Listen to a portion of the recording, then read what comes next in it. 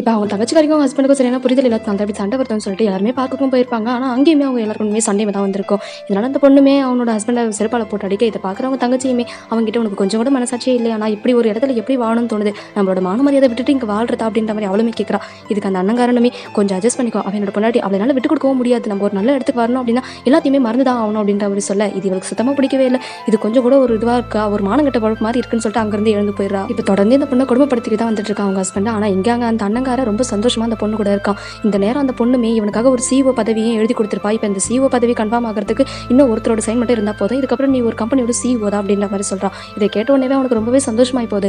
இங்க அவங்க தங்கச்சி பொண்ணு வீட்டுல கிளீன் பண்ணிக்கிட்டு இருக்கா. அப்போ ஒரு பையனுமே காய்கறி வாங்கி வந்து கொடுக்குறான். இதை பாக்குற அந்த பொண்ணுமே நாங்க எதுவும் ஆர்டர் பண்ணலன்னு சொல்லும்போது, இல்ல மேம் இங்க இருந்து தான் வந்துச்சு, அதனால தான் நான் எடுத்துட்டு வந்து கொடுக்குறேன்ற மாதிரி சொல்லும்போது, இப்ப இந்த பொண்ணுமே அதை வாங்கிட்டு போறா. இப்ப அவங்க மாமியாருமே என்ன நீ ரொம்ப நேரமா அவளை பாத்துக்கிட்டு இருக்கா, ஒழுங்கா இங்க இருந்து போயிடு, அவ்வளவுதான் உனக்கு அப்படின்னு சொல்லிட்டு அந்த பையனுமே அனுப்பி வச்சிடறாங்க. இப்ப இந்த பொண்ணுகிட்டயும் வந்து உனக்கு அவனுக்கு என்ன தொடர்பு இருக்கு, நீங்க ரெண்டு பேரும் ரொம்ப நேரமா பாத்துக்கிட்டு இருக்கீங்களே அப்படின்னு சொல்ல, இப்ப இவளுக்குமே இது பயங்கரமா கோபத்தை நாங்க பணம் இல்லாம இருப்போம், அதுக்காக மானத்தை விட்டு கொடுத்து வாழ மாட்டோம், நாங்க அப்படிப்பட்ட குடும்பத்துல இருந்து வரல அப்படின்ற மாதிரி இந்த பொண்ணும் சொல்ல, நீ என்ன எதிர்த்து பேசுறேன்னு சொல்லி அந்த மாமியாருமே அவளை பிடிச்சி அந்த பொண்ணோட மாமியாருமே அந்த பொண்ணோட அண்ணங்கார வார்த்தை பார்த்த உடனே அவங்களே கீழே விழுற மாதிரி ஆக்டிங் பண்றாங்க. இதை பாக்குற அந்த அண்ணங்காரனுமே என்னாச்சு உங்களுக்கு எழுந்துங்க அப்படின்னு சொல்லிட்டு எழுப்பி விட, சின்னதா அவளை வேலை தான் வாங்கினேன், ஆனா அவ செய்ய மாட்டேன்னு சொல்லிட்டு அதனால என்ன போட்டு கீழே தள்ளிட்டான்னு சொல்றாங்க. இதை கேட்கிற அவளுமே நான் எதுவுமே பண்ணல அவங்களுன்னு சொல்றாங்க. ஆனா இந்த அண்ணங்காரனும் உனக்கு கொஞ்சம் கூட மூளையே இல்லையா, யார்கிட்ட எப்படி நடந்துக்கணும் தெரியாதா, என்னாச்சு உனக்கு அப்படின்னு சொல்லிட்டு கேட்க, நான் எதுவுமே பண்ணல, நான் சாரிலாம் கேட்க மாட்டேன் அப்படின்ற மாதிரி சொல்றாங்க.